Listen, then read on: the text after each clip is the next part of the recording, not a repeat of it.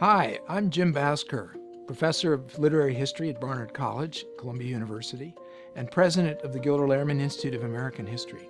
And I'm pleased to be here, excited to tell you about this new graduate course to be taught online called Amazing Grace: How Writers Helped End Slavery. This course will look at the broad sweep of literary texts from 1688 to 1865, all of them anti-slavery. In 1688, in London, a novel called Orinoco, or the Royal Slave, and the same year in the colonies, the first ever petition published by Quakers calling for an end to slavery.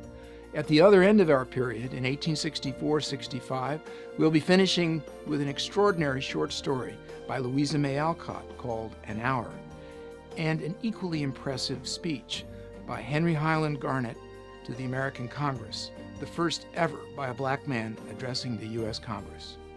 In between, there are hundreds of anti-slavery texts in every genre: poems, plays, novels, short stories, sermons, editorials, speeches, even children's stories. Fundamentally, this is an interdisciplinary course in both history and literature. We'll be looking at literary texts as historical artifacts, and more importantly, we'll be using these materials to gain access to that most difficult subject, the inner workings of people's minds, their sensibilities, their values and attitudes, and how they changed over time. The material in this course will be framed by one very large question. In 1600, virtually no one in the world, anywhere in any advanced society, questioned the legitimacy of unfree labor. By 1900, the opposite was true. Virtually nowhere accepted it. How did such a large change come about in just 250 or 300 years? That's the core question. Overall, the course will be like a giant archaeological dig, restoring to view material that was forgotten, lost, buried ages ago.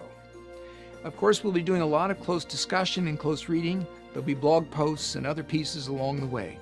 But the final project is most interesting because instead of an essay, every student in the course will do an original anthology of their own design, drawing on these anti-slavery materials for a readership of their own conception.